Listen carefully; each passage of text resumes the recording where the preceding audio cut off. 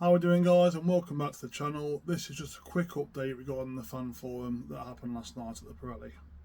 First up, we was introduced to the four members of the panel that were going to be talking on the night. They were Tom Davidson, Tom Mahon, Richard Dorman, and the one and only Gary Baer. First up, we had Tom Davidson and the new COO, Tom Mahon, on stage to answer a few questions. First questions came from the fan advisory board towards Tom Davidson, and he was asked what his reflection on the season was and what his vision was for the next 5 years for Burton. He just mentioned the statement that he's already put out there, but mentioned, they started with a start-up board in what was very much a transition year. And, there was lots of highs and lows and a lot of learning to be taken from it, which he has reiterated before. And obviously, a big escape.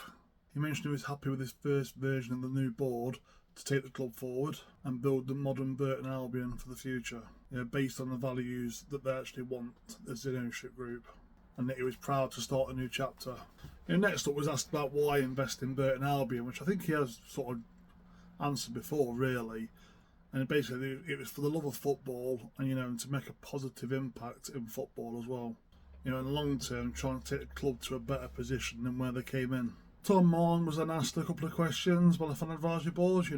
Why Burton Albion really? What his priorities are for the next 3 months. Basically mentioned that he's from Belfast. He's a football fan himself. He supports Glentoran in his hometown. He's got a season ticket for Northern Ireland, so he goes travelling around the world really with Northern Ireland as well. So definitely got a football man in there. Obviously got experience working at Man City and Stockport, which will be invaluable really, I suppose, in this role. So one of the key things from that answer he gave though was that he wants to make the Pirelli and Burton the place to be on a match day, which is what we all wanted to be into it. And with that, hopefully the crowds grow.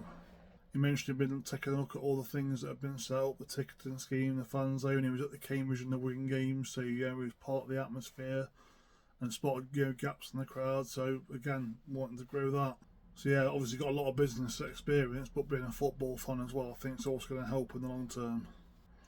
Tom Davidson confirming that they've been talking for hours and hours about how to develop the club going forward, and he sees it as a win-win from his point of view, and that the key to be successful is to make sure you've got football people in the right roles. And Tom Davidson also said, he admitted things didn't go right in the first place, but credit goes to Gary Baer and his staff. He also added that some credit does go to the original guys as well, the likes of Charlie Webster, Dokes had brought in.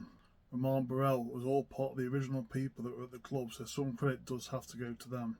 And it was them that actually put Baer on the list as well. Finances were then mentioned, and obviously it was mentioned that there's been some significant financial losses, which obviously you can't have if you want the club to be a sustainable club.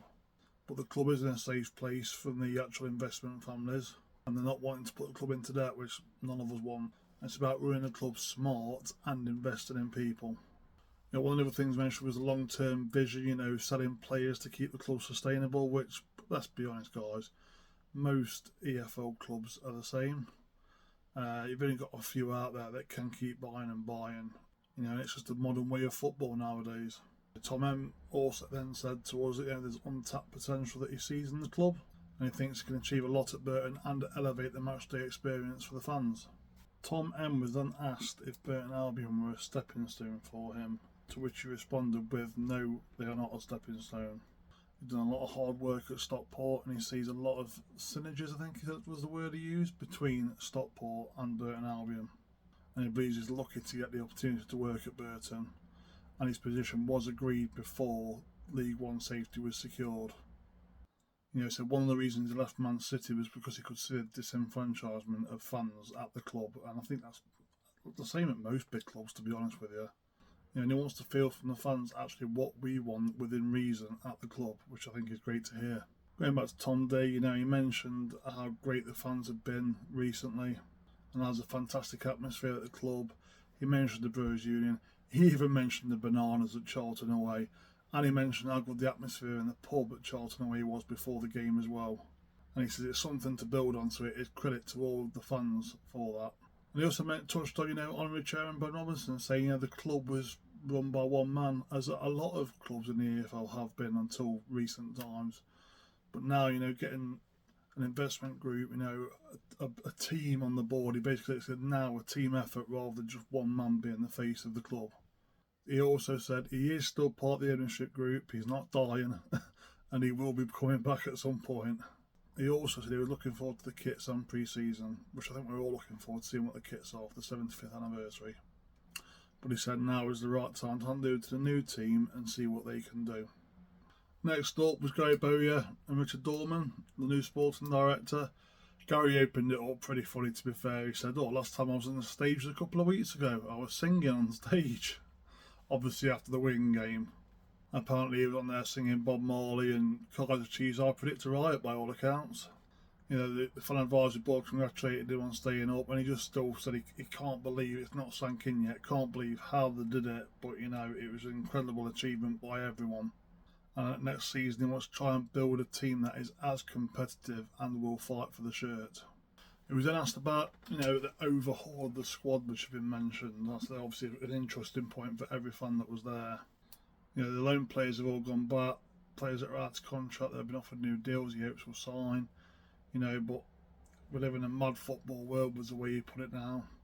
Some teams have got so much money, it's hard to resist that for any player. And it's not actually been promised 15 million by the owners, which I think is really disappointing, guys. Come on. He basically went back to the fan advisory board and said, someone offered you a lot more money to go and do your job somewhere else. What are you going to do? You're going to take it, aren't you? It's realistic, isn't it? And that's his view on players. It's a short career, and he doesn't begrudge anyone going anywhere else and earning more money. Because you've got to think, one tackle, and the player's career could be over, and there's no more money coming in, is there? So, I can understand that logic, definitely. He's a realist, he'd rather work with hungry players that want to be there, like the group we've just had. But if interest comes in from a Premiership, Championship club, he's going to shake a player's hand and say, well done, you deserved it, and that's fair enough.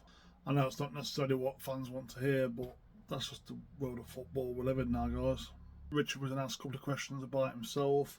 He's worked in the USA and Finland, he said, developing processes, being part of player pathways, so he's got experience in that.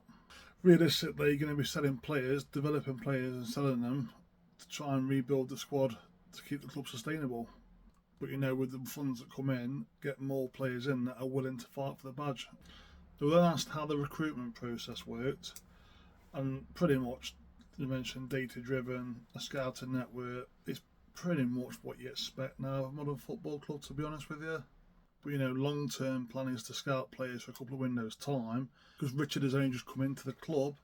He said this summer's going to look like his fiance's not seeing him very much, and actually he's in a relationship with Gary Baer. So they'll be working together very closely this summer to try and rebuild the squad. He was also asked about the ladies team and the academy teams, and obviously at the minute he says his responsibility is the first team. He speak to Kilthgow right at the academy, but for now it's all about the first team, getting a squad ready for the start of the season, and then revisit that in September after the transfer window closes. Then asked about players that are coming back from loan, things like that. This was an interesting one. But what we were told was the squad on the first game of the season is going to look completely different to what it looks like right now. So it sounds like a busy summer again, and that there is plenty to do. They also said the transfer window is going to be more like January rather than last summer, with the kind of players that Gary brought in. Gary Baer was asked about his contract by quite a funny guy in the crowd.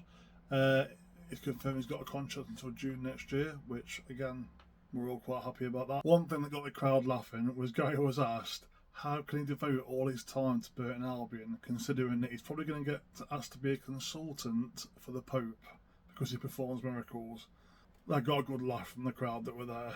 He was in question about the retained list, and basically Gary said the hardest part of his job really is to tell players that are not part of the plans and things like that. It's never a nice thing to do. And the key thing that a lot of people did pick up with was about Fabio Tavares. Obviously, we know he's been offered a contract. I don't know if it was let slip. I think a lot of people did twig. Sounds like Tavares might actually be signing, which I think could be a fantastic sign if he does. The last part of it was someone in the audience basically saying, in December it looked bleak, we thought we were down and out, and what a turnaround it was in fortune. And by the Cambridge game, the atmosphere around the club was amazing, and the gent just wanted to thank Gary for that. But he did say, Can we not have a relegation battle next season? His Nares can't take it, and Gary admitted his can't either. And Gary ended the night by thanking the supporters, as it was us that got the players over the line as well, which obviously ended in a massive round of applause. There was then some mending, you know, you get to talk to the staff and what have you. I didn't really talk to anybody else apart from the guys I was with, to be honest with you. But yeah, there's your update, guys. I've not really got much else to put onto that. If you've enjoyed this, appreciate a like and subscribe to the channel. Me and Jack at some point soon will do a season review for ourselves. He's currently doing his A-levels, so I'm not trying to put him under that pressure at the minute. So that'll be coming soon. And yeah, I'll catch you soon, guys. Thanks for watching.